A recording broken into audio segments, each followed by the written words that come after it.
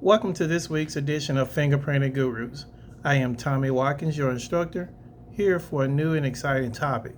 Before diving into this week's subject matter, I kindly request that you support our content by liking, sharing, and subscribing. Our content aims to assist you in advising or advancing your entrepreneurial ventures, particularly in the ink card fingerprinting business and the mobile ink card fingerprinting industry. Without further ado, let us explore this week's topic: packaging and storing fingerprint cards. Use a clean and dry surface to place the fingerprint card. Avoid touching the surface of the card where the fingerprints are to be placed. Fingerprints are made up of oils and sweat, and touching the surface can smudge or damage the print. Use a clean and dry ink pad to take the fingerprints. Ensure that the ink is not too dry or too wet, as this can affect the quality of the fingerprint.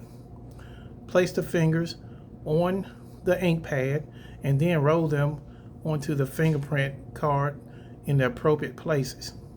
Label the card with the person's name, date, and any other identifying information.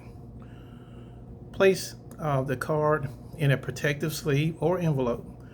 The sleeve or envelope should be made of acid-free and lining-free material to prevent degradation over time.